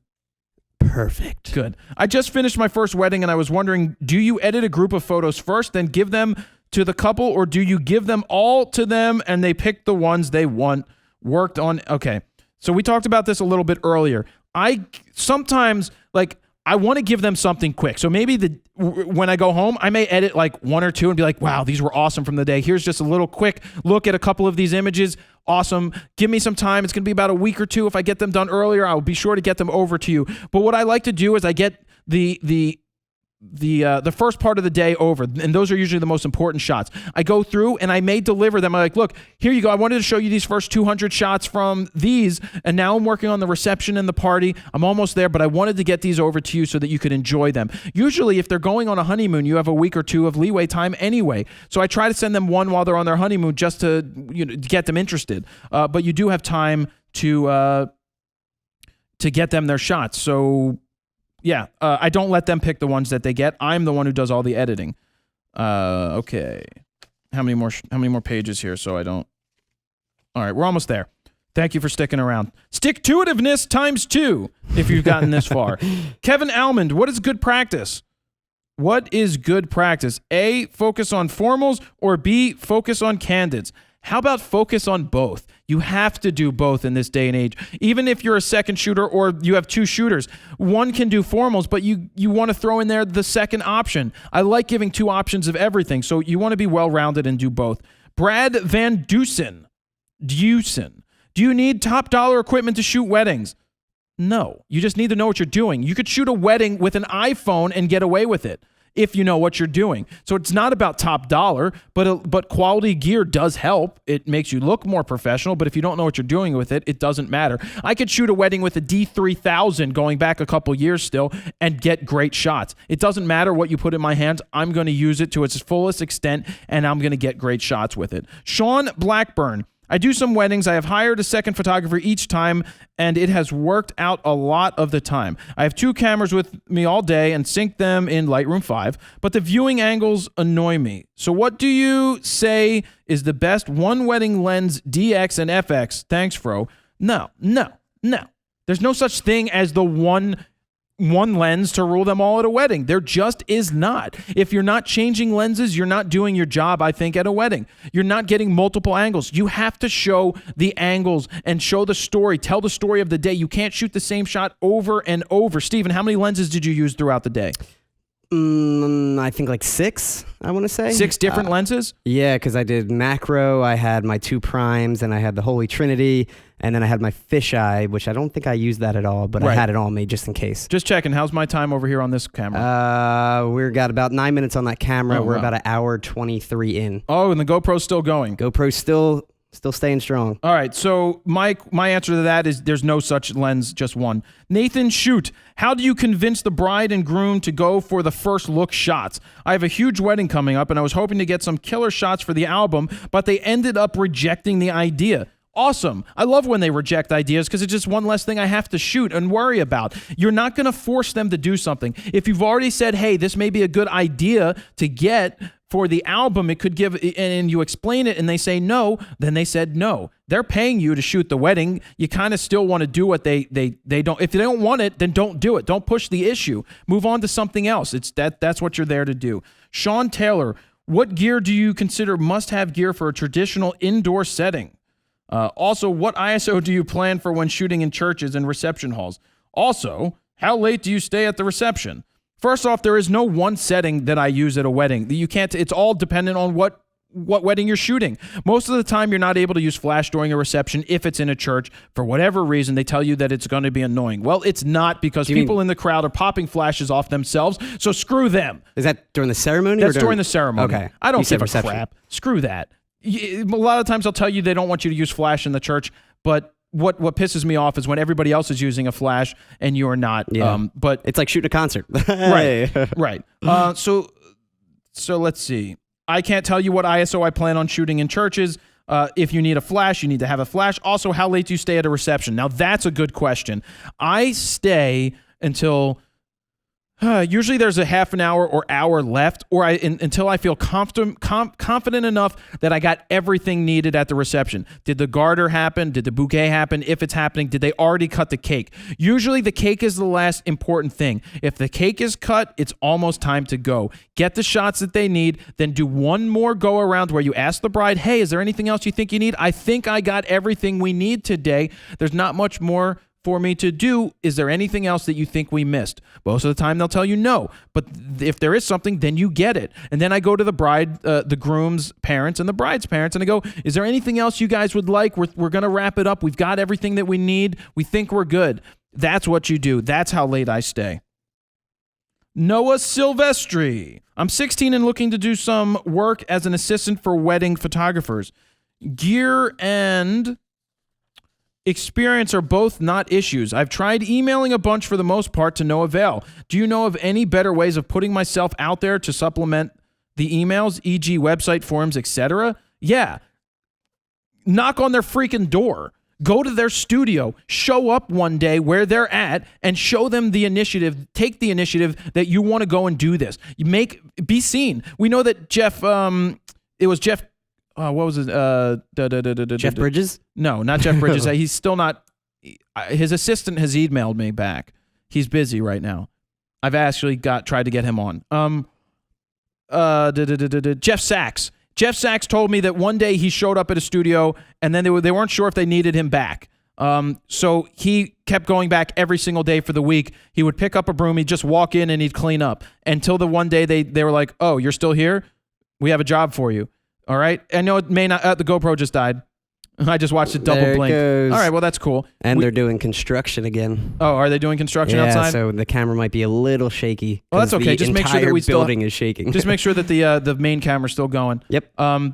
So Jeff Sachs just kept showing up and they couldn't tell him no because he was just like, I'm here. I'm going to do the shooting. I'm going to, yeah, go ahead, redo it just so that we can finish the show with it. And we're good? Yeah, I forgot. I got to pause. I can't keep talking because then we wouldn't have any video going. And you're able to sync it up still? It's perfectly fine when you do that? Even though that this camera, you can't, because you can sync up from the audio with that. Oh, God, Steven, all these ideas. Sorry for the distractions. So my recommendation is you just go. You show up. You talk to this person. Ask to take them out to lunch. Hey, could I go out to lunch with you one day? Let's talk. I want to work with you. I want to assist you. I know you have a lot of jobs. I want to help. That's what you have to do. Emails are so easy to blow off. It's like text messages are easy to blow off. All this stuff is easy to blow off. But being in person, it's not as easy to blow you off in person. I've been blown off in person before. That sounded really bad. Yeah, quote unquote, guys. I've been blown off in person before. Scott Pitts, fisheye lenses at weddings, pros and cons. A couple of shots, that's it. A couple of wide shots from the very back of the church or the reception hall or whatever. A couple of fisheye shots, use them on the dance floor for fun when the shots really don't matter, but fisheye should stay in your bag most of the time. Yep. Let's see. Andrew Bloomquist, how often should photographers back up their photos at the wedding, if at all? Steven, did you back up your photos throughout the day? I did not that day, no. All right, so this is an interesting thing. A lot of cameras offer you two card slots. So you have two options. I like to record two cards, put one of them, they both write the same thing. So if one fails, I'm better off. And another thing you could do, because there was just a story on, I think it was F-Stoppers, where a wedding photographer had his studio broken into and they stole his photos and they stole his hard drives and they stole his cards. All his backups. And his backups. And he was able to get his cards back after 2 weeks. Somehow they found them. But he said that he sends his assistant home with with a backup just in case, so it's off-site. But when it comes to a wedding, if you've got time, it's good to dump a card to your computer so that it's saved and you're not reusing the same card. You can get one of those drives that you plug a card into and it backs it up. But I'm not a big fan of those because what if that zaps your card? I think that the cards are very stable. Me having the ability to have 2 cards in the camera is really important because that is my backup. At the end of the night, I also take the assistant's images. So that's basically like having a backup for their pictures because they go home with it. My issue with not having, because I have the 5D Mark III that I was shooting with, that was my main camera, and it has the dual SD and compact flash slots, but I did not use the dual slots because the SD card, for some reason, doesn't support the UHS standard, so the SD card slows down if I have it in the camera, That's the CF horrible. slot. So I wanted to make sure I can shoot fast and keep going without the buffer filling up, and All right. so I just shot with the CF card. Well, here's some things that you can do. You can bring your laptop, you can bring a card reader, and then you can bring up 1 or 2 backup drives. I know that G Drive, I have a couple of those now that they sent to play with. They're pretty awesome. They're small. They're FireWire or USB 3. They have 2 hard drives in it. They're going to write mirrored. So whatever you write to the one drive is going to automatically be sent to, it's a RAID system, so it writes to the second. So if you have all the cards backed up, first they're saved on your computer, then they're saved on this drive. Maybe send the drive home with somebody. Actually, I'd rather have the drive than have it on the computer because it's just easier to transfer to my other computer. But it's an option to dump your files, to have them saved in multiple places. Now they're on your memory card. Now they're on your computer. Now they're on that external hard drive. I'll tell you a quick story. I was doing a wedding, and the father of the bride called me, and he goes, "What do you do to back up your photos?" And so I was explaining to him the options. He's like, "Well, what happens if something happens and something goes wrong?" And I was just like, then something goes wrong. Seriously, I'm taking the precautions necessary. And I said to him, but the more you talk to me about this, the more the possibility of a problem happening. Because then you just become so anal about it that you're going to maybe force an issue and you may have a problem. So I just said to him, look, I take the proper precautions. If I have 2 memory cards in the camera, one gets this, the other gets the same thing. If one goes bad, unfortunately it goes bad, but they have the backup. But please stop asking me this. He was an engineer, and he just was just over the top with those questions. Used to things going wrong, I guess. Yeah, well, I understand taking precautions. Cautious, yeah. Measure twice, cut once. But if you start saying, like you go to the camera store and you give them a roll of film and you say, this is a very important roll of film. Isn't every roll of film a very important roll of film? So if you tell them not to mess it up, there's a possibility that they'll get scared and mess it up. Okay. Mm-hmm. Adam Brophy. What are the main details you want to let your client know, as well as what you want to know from your client in consultation before the wedding? Give us a breakdown of your sit down with the couple. What I offer, basically I just tell them what I'm going to do. I don't know where that question's going. Kirby Hines. This goes for a lot of photo jobs, but how do you go about contracts? Good question. I understand this is a pretty general. Just wondering, how do you go about contracts up? Thanks. Steven, did you have a contract? We didn't. It's pretty important. I mean, this was the only reason I didn't is because it was a friend, and I've known him my entire life, and we just had a verbal contract, if you may. It's very important to have a contract for a wedding. You need something to protect you. There are a lot of wedding contracts out there that you can buy and then put in your own stipulations, or have a lawyer spend the money and have them write you up a contract. But my thing is that I don't want it to be filled with too many legalese, because I don't want to scare people away before they sign on to do before I sign them to a wedding. Because I don't want to scare them away with these bullshit stipulations like blah, blah, blah, blah, blah, blah, blah, blah, blah. Quote me on that. Hashtag that. But I try to make it easy. Like, look, you need something that protects you, that if all of your files get zapped, you owe them money back. You still need to say that there's not much you can do, that that things may happen. All the proper precautions are taken, but in the unforeseen issue, if X happens, all you get back is Y. I mean, ideally, you feel like you should give back their entire money, but it could say that you just give them back the deposit. Oh, that's another question nobody talked about. Deposits. I will tell you how I do deposits. When they sign the contract, they give me a third. When it's a month or 2 months before the wedding, they should send you another third. And then the day of the wedding, they should give you your final payment. I like doing it that way because you get your final payment at the wedding, and you're not rushing after. But look, if you feel more comfortable doing it a third, and a third, where they give you a third up front, a third the day of the wedding, and then a third when you deliver them their products, they're still going to come back to you to get their images. But I guess if they're not happy, they may not want to pay you, but then you don't want to give them their. I just try to get all your money up front. A third up front the day they sign the contract, a third a couple weeks or a month before, and then a third the day of the wedding, and you're all good to go.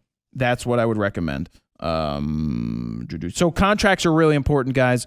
Try to have something just so that you're protected and they're protected. Tira Dalia Hernandez, do you ask the father preacher preacher permission to move around them during the ceremony? No. But a lot of times they want to talk to you beforehand. Like the preacher will be like, so I don't want you here. I don't want you here. Try not to be in the way. But you know what? Is he ever going to stop the wedding, or she going to stop the wedding if you're doing what they said that you shouldn't do? A lot of the times I hear what they say and I kind of ignore it, but I don't ignore it. But I don't ignore it to the extent where I'm going to be obnoxious and in the way. But if they say something that's just like common sense, then I'm not going to worry about it. Like the old saying says, it's better to ask for forgiveness than permission. Just get the shot you need. People will forget about it. They don't care. Get the shot. You know, what's that guy going to do? Ban you from his church? You're probably not going to shoot there again anyway, but you're not going to do something that's disrespectful. Remember that. Do not disrespect anybody. Casey Cosley, how much coaching of the bride and groom do you go through, and how do you prepare yourself for the day mentally and gear-wise? Well, when it comes to gear, make sure everything's tested out. Make sure your batteries are charged. Make sure you write a checklist before you leave. The day before or something, write up everything you need to take, and then before you leave, make sure you check off those things so that you know that you have it. You have extra batteries. You have all the lenses. Your cards are already formatted before you get to the job. And also, before you format the cards, you make sure you don't have anything on them that you needed and that you deleted, Steven. I don't know what you're talking about. Yeah. Photo news last week. Steven's photo news got deleted by accident. No, it didn't. Yeah, but it's okay. It happens. You'll do it once and you'll never mess up again. Yeah. That's why there was no photo news lesson video. learned. Well, that's why there was no photo news video Hey, this I week. offered to do it again. That was all right. I said, all right, it's okay. And I didn't flip out. I think Meg is a good calming factor on me. Oh, was she next to you when this happened? No, she wasn't next to me. I just don't flip out on certain things anymore because it's not necessary to flip out on certain things. I was very scared when I had to tell you that. Well, at least you told me. But it's better than you, like, look, you deleted a 1.5-minute long video. Yeah, it wasn't right? RAWtalk. You didn't delete RAWtalk yet. Knock on some freaking wood. Well, knock on my forehead. This is what happened. I went through all day. I formatted like 6 different cards, but I had stuff on them. So I was going through, organizing everything, putting them on my hard drive, backing that up, blah, blah, blah. And I thought I did this particular card, which only had the photo news videos on there. And I went to the that day I went to format it and I'm like, oh, I already transferred them, formatted it. And then at the wedding, I actually thought about it and I'm like, wait, I didn't transfer that. And then, yeah, that's when I realized There you go. So mentally preparing for a wedding is you just prepare for a shoot. I do not freak out. I stay calm on all these shoots because honestly, everything's not a big deal. It's the only thing you can do. You just relax. Yeah. I've learned, with my mom dying and everything, I kind of became numb to a lot of things. Back in the day, and I guess it still continues on, but somebody dying and somebody close to you dying of cancer kind of puts a lot of things in perspective. You kind of learn to go with the flow. You kind of learn not to sweat the small stuff. How much time's on there? All right, we're good because we're going to wrap up soon. You kind of, don't sweat the small stuff. Sure, if something happens, it happens. Deal with it. Don't drive yourself nuts going, but what if I mess up my photo shoot and I mess up the wedding? If you think that's in your mind, then you're going to do it. Then don't take the wedding on at all. So that's the wedding show. That is a ton of information. Guys, if you would like to request a type of hour to spend on a certain show, on a type of photography or a topic, please post it on the Facebook page. Make sure you hashtag it on Twitter and Facebook where it's like RAWtalk. Hashtag, or just hashtag FroKnowsPhoto in everything that you do where you want to ask me a question, and just be like, hey, hashtag FroKnowsPhoto. I'd like to see a show on boudoir photography or something. Whatever. Actually, you'd rather see that than hear it on a RAWtalk. So thank you guys for watching. Write down stick-to-itiveness ×2 if you've made it this far. I want to thank everybody for listening. Don't forget about the FroKnowsPhoto strap right here, the I Shoot Raw Black Rapid strap, now available in the store, store.froknowsphoto.com. This is the only place you can get it. It is a pre-sale currently. What else do we have here? Don't forget about the new theme. It is vibrant colors. And I want to thank Allen's Camera and allenscamera.com. If you want to check out some Coolpix cameras, including the Coolpix A, the APS-C size sensor that runs about $1,100, you can check it out over on their website and decide for yourself if that one is for you. But until next time, Steven, thank you very much. You're welcome. Thank all you guys out there. Don't forget to subscribe to the podcast and the YouTube channel. Jared Polin, FroKnowsPhoto.com. See ya.